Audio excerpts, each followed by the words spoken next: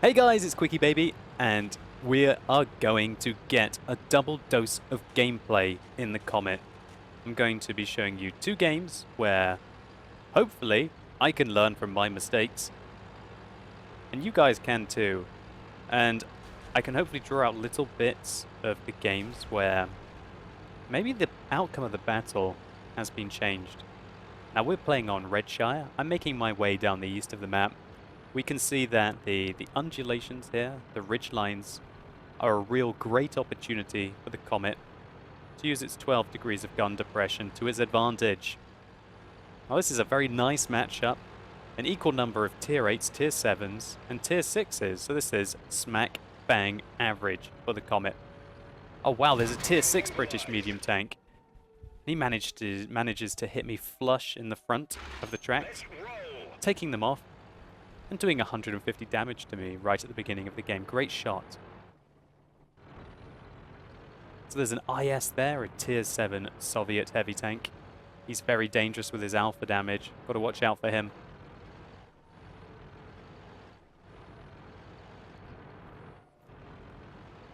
And right now I'm thinking I don't want to get rushed by the enemy tanks. And a KV-1S appears as well, and that's when I think, okay, it's time to start moving back. I have to get out of here. If they put pressure on me right now, I'm going to be in a lot of trouble. And I'm looking behind me and realizing all I have is a T-150. If that IS had pushed around that ridge line there, he could have easily put a shot into me and punished me. The KV-1S does exactly what the IS should have done, comes around the corner, fires a very clutch shot that he didn't aim, and it hits me flush. Now the enemies think they have the advantage and they're rushing over the ridges. I decide, oh god, it's time to be brave, Sir Robin, and get out of here, otherwise we're going to die. Thankfully, we've got a T-28 prototype with us as well. That gives us a firepower advantage, even though it is going to be a 3 versus 5 fight. So there's a Cromwell above. He's relocated from that lovely advantage point he had at the beginning. We put one shot into him, and now we get to unload on this T-150. And check out this DPM on the Comet. Did 376 damage to him in rapid succession. And now we're able to fire down on these heavy tanks below us. There's the Cromwell. We put a good shot into him.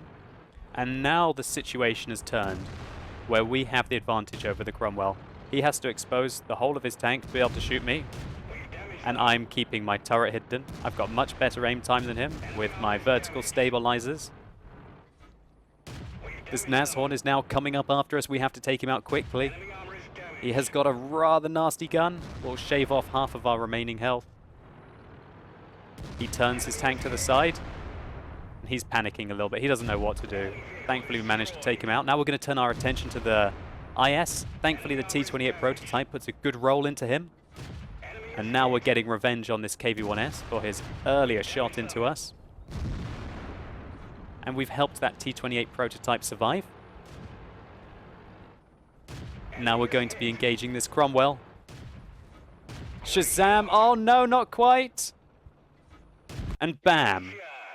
We managed to take out the Cromwell there and help this T-28 prototype through quite a sticky situation. So some good teamwork there. So looking back on this did look like quite a grave situation. They had an IS, a T-150, a KV-1S, a Nashorn, and a Cromwell, versus myself, a T-28 prototype and a T-150. 1 for 5 is indeed not a bad trade, even though we did have that tier 8 tank advantage. The key moves that I really made here is I was completely caught out by myself here. It was the right move to fall back to get some ridge lines between me and the enemy. The enemy tanks made the fateful mistake of focusing on the T-28 prototype and allowing a Comet with 2000 DPM to rain death upon them from the side. I was very lucky that the KV-1S and the IS were so tunnel visioned on shooting this T-28 prototype that they didn't just turn and shoot me. If they had, they would have basically taken out half of the damage, but maybe they just underestimated the Comet and the DPM that this tank has, and that's something that you can never really do. Shout out to this T-28 prototype, Georgia 63 Invader. You held on really well as well, mate. So now that that situation is handled, we can make our way over to help the remaining team that we have on the other flank. And right now, we're still down 2 tanks. We've done 2,428 damage, and we are still down 2 tanks. So that means that the enemies are having some great success on the western flank. But thankfully, we're evening up the score a little bit here with these lovely flush side shots that we have on the Black Prince. So I'm firing blind there. You've got to watch out in the Comet, though. You don't really have that much ammunition in the tank. And firing all of those blind shots at the Black Prince was possibly a little speculative. And for all I knew at this stage of the game, I might need that ammunition to be able to carry it. So we're going to use the mobility of the Comet to negotiate into the mid-ridge, to be able to put some pressure up on the western ridge here, and also spot them for my team. This was kind of the changing point in the game. Having this side position, the enemies didn't notice me until it was too late. So we're trying to fish for the last kill on this VK. Thankfully we managed to take him out. And here's that Black Prince that we were shooting earlier. Put one into him. And we pull back, so we only have to expose as little of our turret as we possibly can. That's the goal here. Expose as little of our turret as we possibly can while we take out the Black Prince. That's 1,000 damage done so far to the Black Prince. And Georgia 63 Invader springs forth from the eastern part of the map and finishes him off. Now we've got the back of this AMX 5100, and that's where you want to be. Oh, the Tiger II puts the final shot into him just before a round would have hit. And that was another nice little bit of damage done there, making the total over 3,700. Now the game is looking very much more even. We have 4 tier 8 tanks, a tier 7 and a tier 6, while the enemies only have 3 tier 8s, a tier 7 and a light tank. Ah, there's a T-25 AT. We bounce our first shot. I think about going for the Tiger II, but then I see this T-25 AT is very interested in me. And so I start to put some pressure up on him instead. Now that ridgeline is no longer safe. I'm trying to avoid it. If I get spotted by the T-25 AT, then the Tiger II, the Carnarvon, and the Pershing can just aim up on me. I've got a rock in the way between me and the T-25 AT now, and so I can just unleash this 77mm upon the opponents below. There's the Carnarvon. Oh, not quite a kill for us. We're aiming back at this Pershing. And the goal here is to use the 12 degrees of gun depression and fairly good turret armor to engage the enemies while showing as little of our tank as we possibly can. And there we have it, an absolute textbook gameplay in the Comet, allowing us to demonstrate the strengths of the vehicle and finish the game off in style. The reason why we won this game is because the enemies underestimated a tier 7 medium tank and its DPM capabilities. And one of the key moments was when we were outnumbered, we managed to pull back and support our allies, and that's what you really need to do in your lightly armored high DPM tanks.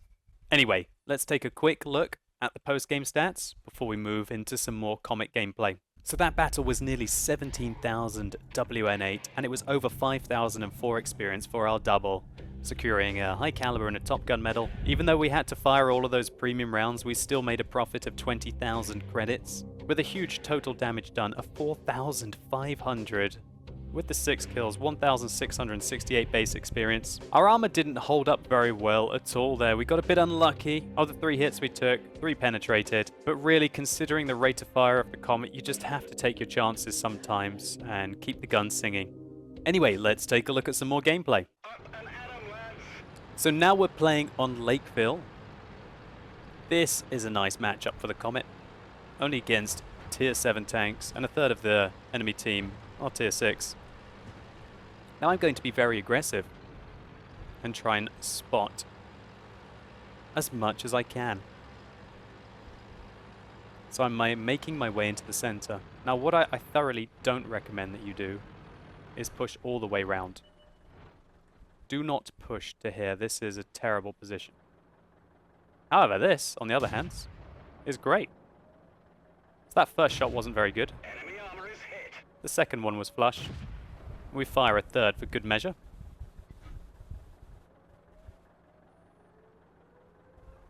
Oh, a little Hellcat.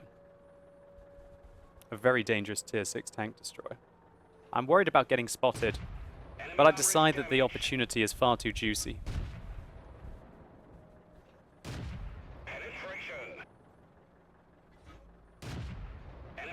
We're able to put in shot after shot. We fire a blind one, but it didn't connect. We could see someone ram over the wall there, and that's a very dangerous thing to do.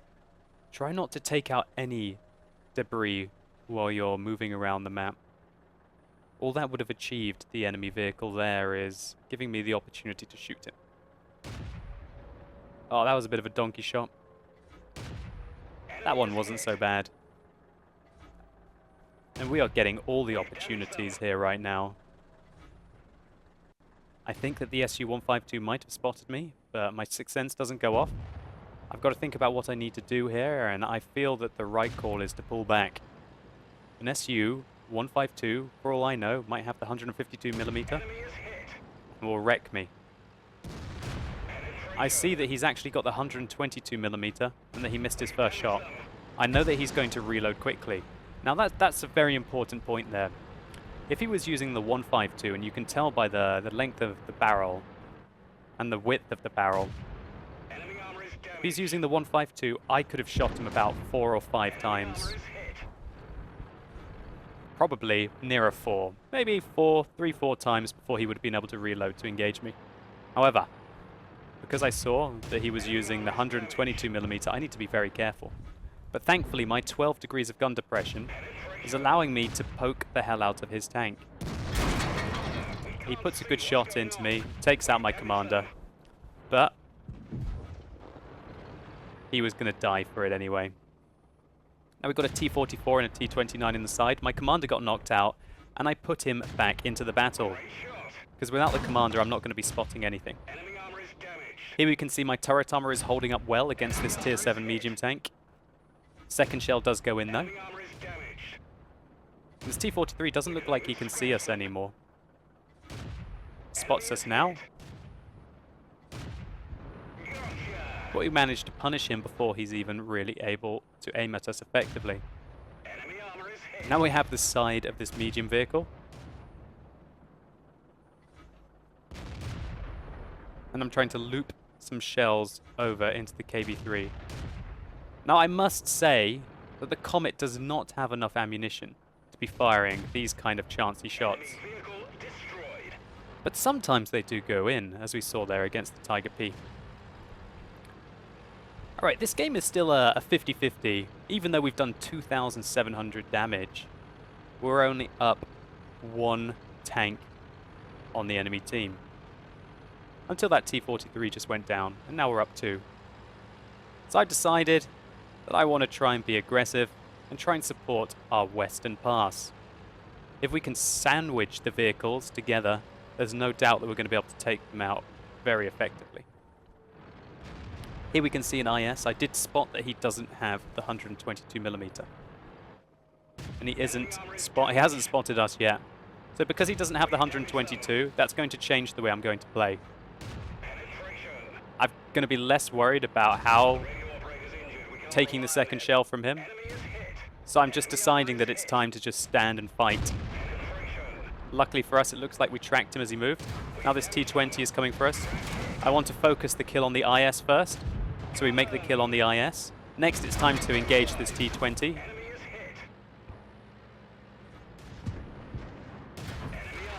And we're punishing him. We're putting pressure on him. He's using the 90mm and we're using the Comet's 77mm. Sorry, 77mm. And we just wrecked that T-20. Absolutely murdered him. His 90mm might have the alpha damage, but he doesn't have the DPM. We bounced one of his shots, which is absolutely brutal for him. While if we bounce shots, it doesn't matter so much. And even with our standard rounds, which we've run out of now because we've had to do so much damage in this game, we could still penetrate all over his tank very easily, with enough gun depression to aim down directly on his hull. Now what could the T-20 have done differently there? Well, one, he could have tried to get behind my tank, because I don't have gun depression over the rear of the Comet, so I couldn't be aiming down on his hull armor as effectively. Secondly, he really can't afford to not penetrate a shot. If you fail to penetrate a shot against a tank which has higher DPM than you, that's really going to spell out your demise. Now I kind of smell blood in the water here, so to say. But that KB3 is still on full health, and he can very easily carry the rest of this game. So we're going to put some pressure up on the KB3.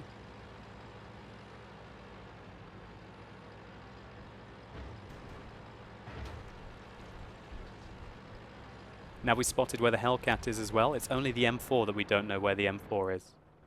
There's the Hellcat. We put one into him, but we don't manage to take him out. Luckily the 88 does. Now we're trying to hunt the M4. There's the M4. KB3's also been spotted. I heard him fire, so I know I've got some... I know I've got a few chances to fire at him.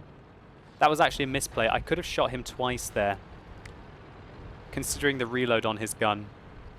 But right now, I'm still quite worried about that KB3 managing to somehow pull off this game. So we put a shot into the M4. Luckily, he doesn't manage to finish us off. And oh no, there's a KB3! Luckily, he manages to only track us. We're putting shell after shell into his side. That was bad play. Oh god, panicking! Oh, I missed the shot! No! Oh god. Well played to the KB3 at the end, taking me out effectively.